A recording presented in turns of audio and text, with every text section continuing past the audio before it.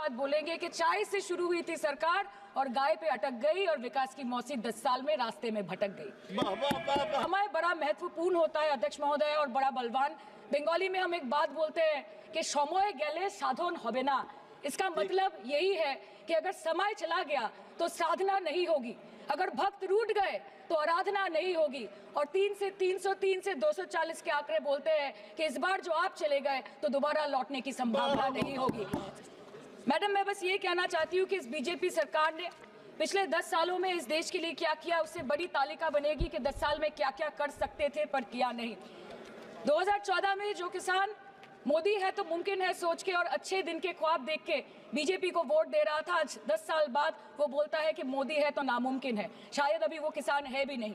तो इसीलिए मैं बोलना चाहती हूँ कि सब आम आदमी के दूध, छाछ, लस्सी, दही, पनीर पर 5% की जीएसटी, क्रीम, कंडेंस्ड मिल्क, मक्खन, घी पर 12% की जीएसटी और अमीरों के हीरो पर सिर्फ 1.5% की जीएसटी। सरकार उनको रिलीफ नहीं देती है जो विदेश में जाके मिल्क शेक और लाते की चुस्कियां लगाते हैं। ये सरकार उनको रिलीफ नहीं देती जो आम आदमी 2 पैकेट दूध खरीदने से पहले 10 बार सोचता है। सर, बचपन से हम सुनते आए थे कि संडे हो या मंडे रोज खाओ अंडे। बच्चों की किस्मत में महीने में एक अंडा नहीं मिलता। मिड डे मील के चलते हफ्ते में अगर एक आध अंडा मिल भी रहा था तो कहीं धर्म के नाम पे तो कहीं महंगाई के चलते उसे बंद करने की मांग उठ रही है। Sir, more than 50% children under the age of 5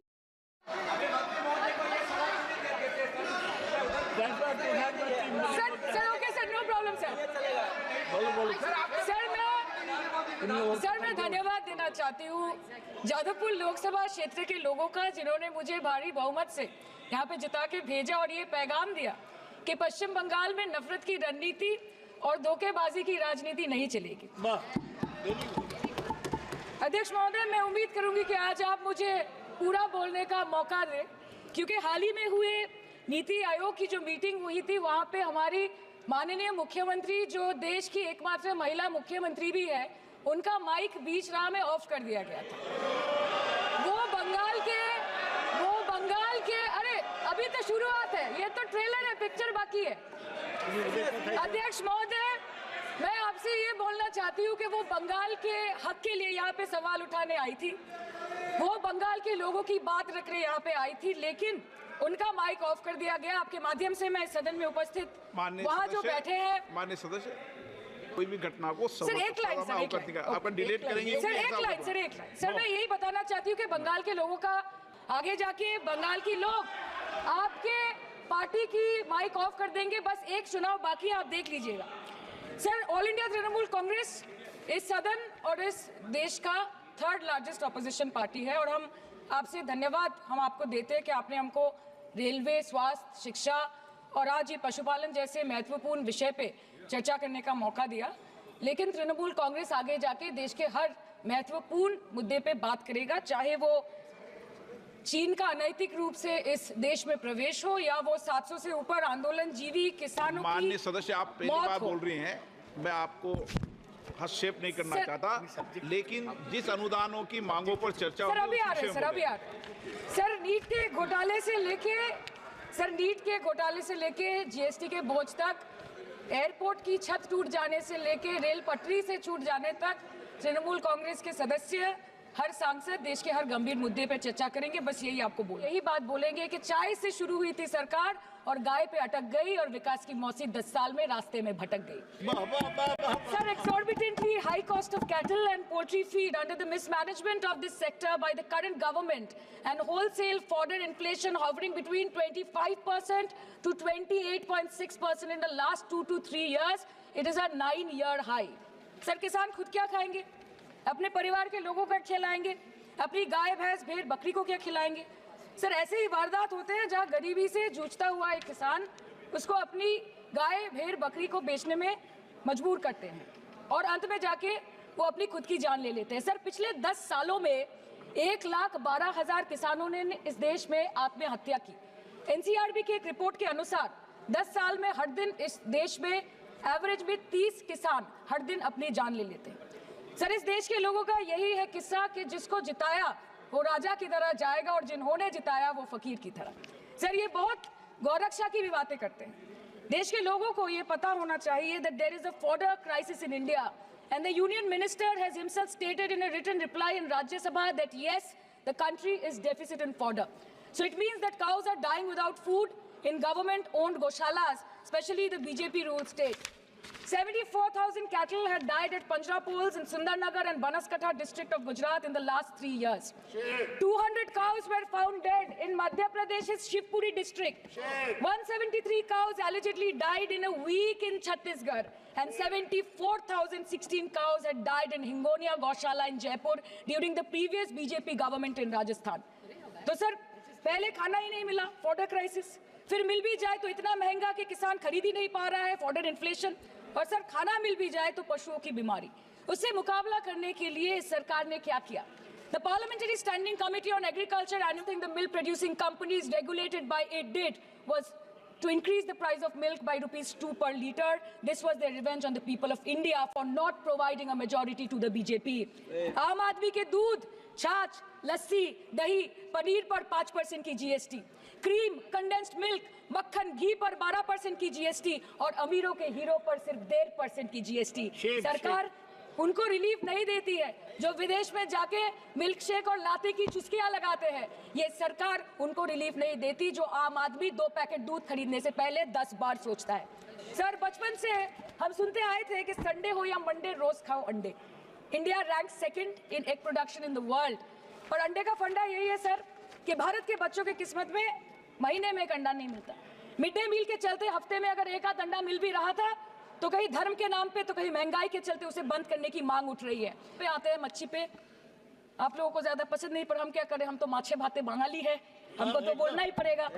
allergy हो, but the fact remains that 1.5 years of lack of governance in the state has led to endangering of the fish species in India's largest freshwater body in Manipur, the Loktak Lake. So the government has to generate employment opportunities, investment in areas such as exports, post-harvest processing, and import substitution. It has to deal with adversities like overfishing, depleting of fish stocks, pollution, disease outbreak, destruction of habitat, and climate change. So my own parliamentary constituency has assembly constituencies like Baruipur, Shonarpur, Bhangor, which are heavily dependent on these sectors for livelihood. Main crops grown are wheat, rice, vegetable, fruit, oilseed, pulses, cotton and jute, and animal husbandry is practiced mostly by women in the self-help groups in the South Chobbish Pargona.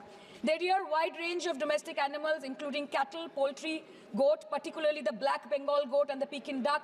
And I take extreme pride in saying that in the last 5 years of the TMC government, the CM Mamata Banerjee has allocated a massive amount of 76,680 crore to agriculture and its allied sectors for their development.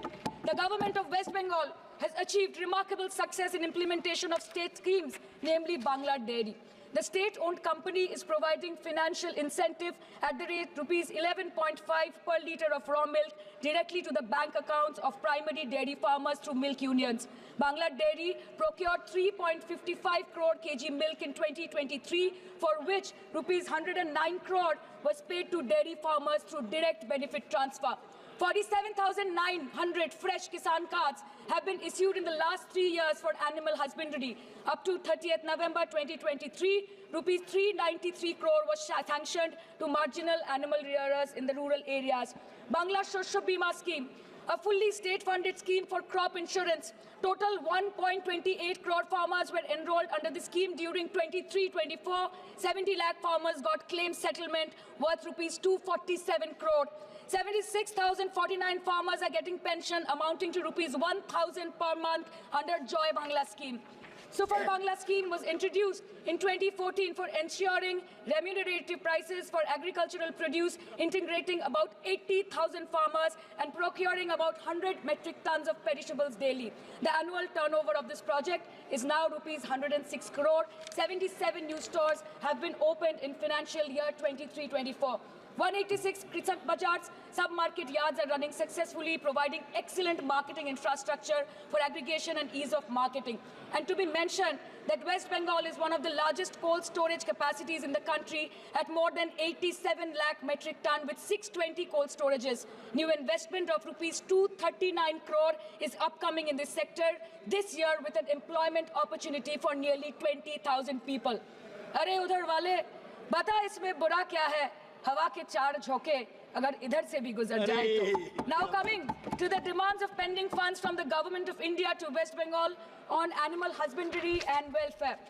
50% of the central share, rupees 12.72 crore for financial year 23-24, being the recurring expenditure for mobile veterinary units, is pending with the government of India. Government of West Bengal requested for sanctioning an additional 126 MVUs for 24-25. However, it was regretted, citing want of funds. The proposed central share of 49.93 crore for financial year 24-25 for assistance to states for control of animal disease has not yet been released by the government of India. Despite repeated persuasion, Department of Animal Husbandry and Dairying has not released the central share of rupees 10 crore for financial year 24-25 for various ongoing national livestock mission schemes, including the project for the establishment of Buck Semen Station in Horinghatta.